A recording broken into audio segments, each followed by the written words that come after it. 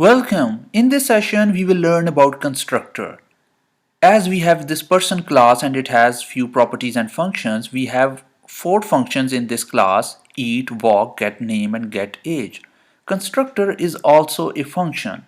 But what is unique about constructor is that it is automatically called when we make an object of this class.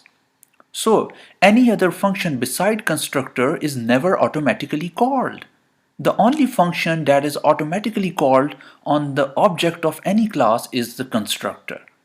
So when we will move into our next session and we will make object of this person class, the only function that will be called automatically will be the constructor of this class.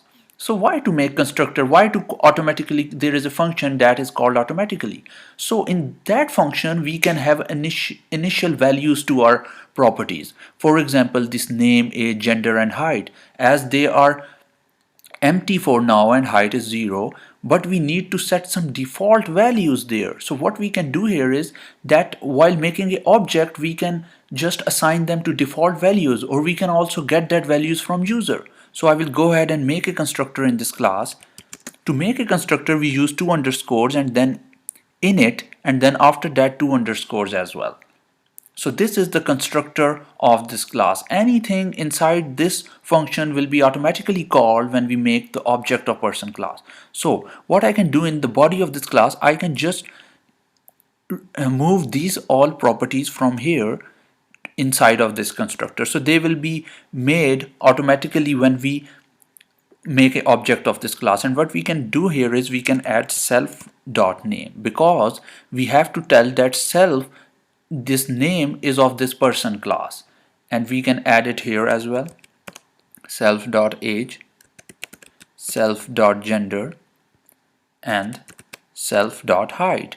We need to do when we are making these properties inside a constructor. If we are making them outside this class, outside this function, that name, age, gender and height, we need not to use this self there, because they will be part of this class, because we are not defining it in some function. So when we are making them in constructor we have to add this self, because we have to tell that these properties belong to this class. So now what we are doing here is we are making a few properties inside of a constructor. What else we can do here is we can get these properties from user. For example, I want to get the name from the user. When we are making object of this person, the person will give us a name for this person and age, gender and height. So what I can do here is I can add name, age, gender and height. So I have all these properties in my arguments now, and now instead of putting it to empty string, what I can do here is I can set it equal to name.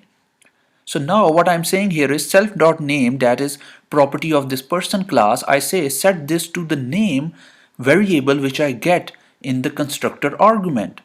So it will simply put this name equal to this name, and this age we will get it from user, and I will put it equal to age, gender and height.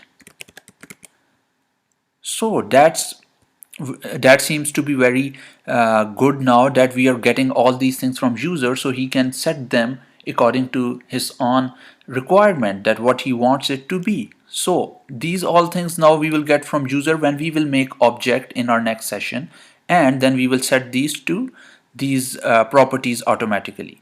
So that's the benefit of constructor, that it will automatically be called and it will set these values to our particular properties. So that's all from this session.